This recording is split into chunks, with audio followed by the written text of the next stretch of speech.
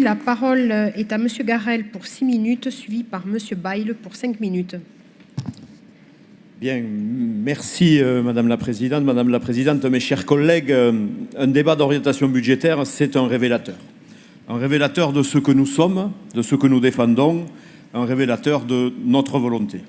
Ce débat pour 2026 révèle une vérité essentielle. Face à la contrainte, face à l'adversité, il y a ceux qui renoncent et il y a ceux qui préparent l'avenir, donc qui gouvernent. Et nous le faisons avec constance, avec détermination et fidélité à nos valeurs, aux valeurs républicaines. Je me permets d'être clair dès le départ, ces orientations ne préparent pas un budget de renoncement, pas un budget de résignation, pas un budget de facilité. Ces orientations sont construites en responsabilité. Nous assumons nos choix qui tracent une trajectoire et qui, malgré un contexte national et international particulièrement difficile, nous continuons à préparer l'avenir de nos territoires et de nos concitoyens. Car oui, le contexte est contraint. Oui, les marges de manœuvre sont réduites. Oui, les décisions nationales, ça a été dit par plusieurs orateurs, pèsent lourdement sur nos équilibres. Mais la région Occitanie, sous votre impulsion, Madame la Présidente, a fait un choix, celui de ne pas céder à la facilité, celui de ne pas se réfugier dans l'immobilisme, celui de continuer à agir malgré tout. Pendant que le débat national s'enlise dans l'instabilité, pendant que les postures remplacent trop souvent la cohérence, la région Occitanie fait le choix de la continuité républicaine. Gouverner, mesdames et messieurs, ce n'est pas commenter l'actualité. Gouverner, c'est tenir une ligne, quand le vent souffle de tous côtés. C'est faire des choix, parfois difficiles, c'est arbitrer, c'est assumer. Et c'est précisément ce que nous faisons. Dans un pays où la parole publique est trop souvent fragilisée, où les promesses se succèdent, finalement sans jamais se concrétiser, l'Occitanie est un espace de stabilité démocratique. Cette stabilité, ce n'est pas le fruit du hasard. Elle est le résultat d'un travail collectif, d'une majorité soudée et d'une méthode de gouvernance fondée sur le dialogue, la responsabilité et l'écoute des territoires. Nous, les radicaux de gauche et citoyens, nous y prenons toute notre place et nous y jouons notre rôle. Nous sommes une force politique ancrée dans l'histoire républicaine, attachée bien sûr à la laïcité, à la justice sociale et à l'égalité territoriale. Être radical aujourd'hui, c'est refuser les extrêmes, c'est refuser ces fameuses facilités intellectuelles, c'est croire encore que la politique peut améliorer concrètement la vie de nos concitoyens et surtout, c'est assumer et porter cette volonté. Alors, à ceux qui dans cette assemblée dénoncent sans proposer, je veux poser une question simple. Quelle politique supprimeriez-vous? Alors, M. Lamotte nous a expliqué qu'il supprimerait les politiques d'accompagnement et d'aide aux exilés. Je veux le rassurer tout de suite, il va faire 0,15% d'économie sur le budget de la région. Voilà les marges de manœuvre que vous vous donneriez par ce genre de propositions. Et puis à quoi renoncer? Aux transports du quotidien qui permettent à des milliers de nos concitoyens de se déplacer, de se rendre au travail, à l'école, à l'hôpital. Renoncer aux politiques ambitieuses sur les lycées, ces lieux essentiels de transmission du savoir et de mixité sociale.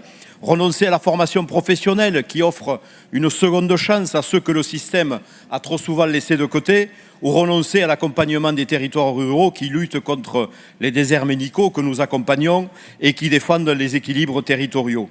Eh bien, nous ne renonçons à rien, nous faisons des choix et ceux qui refusent d'assumer leurs choix, eh bien, c'est déjà une forme de renoncement.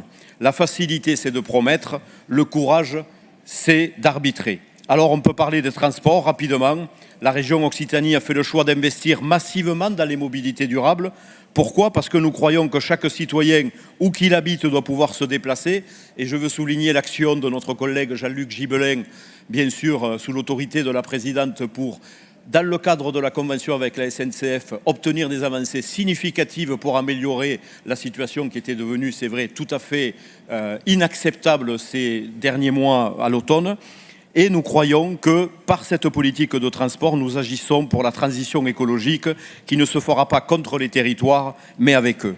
Alors oui, bien sûr, tout a un coût, mais renoncer à ces investissements, ce serait renoncer à notre vision de la République, ce serait renoncer à l'égalité territoriale et ce serait renoncer à la volonté de justice sociale auquel nous croyons. Nous pouvons parler de l'éducation. Nous avons fait le choix de maintenir et d'amplifier nos efforts en faveur des lycées. Pourquoi? Parce que l'école de la République, c'est le ciment de notre société. Parce que chaque jeune, quelle que soit son origine sociale ou géographique, doit avoir les mêmes chances de réussir. Et parce qu'un lycée rénové, construit neuf, un internat moderne, une cantine de qualité, ce ne sont pas des dépenses superflues, ce sont des investissements dans notre avenir. Alors oui, cela a un coût, mais quel serait le coût de l'abandon et quel serait le coût du renoncement?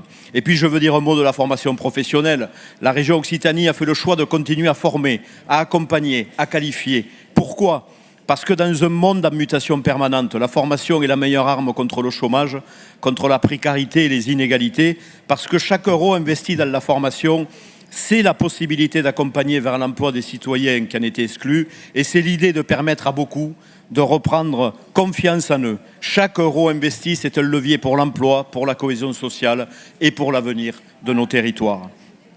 À ceux qui prospèrent sur la colère et la simplification, nous opposons la responsabilité et les faits. À ceux parfois tentés par le repli comptable, par la logique du tout marché, par l'abandon des services publics, nous opposons une vision ambitieuse de l'action publique. Je veux juste pour conclure saluer le travail des élus, de nos agents, de tous ceux qui au quotidien font vivre les politiques publiques de la région. Je pense que nous pouvons être fiers de ce que nous faisons, même si les débats, le combat sont encore immenses pour arriver à pouvoir aider encore plus nos territoires. Alors oui, les temps sont difficiles, oui, les contraintes sont fortes, mais renoncer n'est pas une option, parce que renoncer, ce serait trahir nos valeurs, ce serait trahir nos territoires, ce serait trahir ceux qui nous ont fait confiance, et ce serait finalement trahir la République. Donc la région Occitanie ne renoncera pas et présentera un budget ambitieux en 2026. Je vous remercie.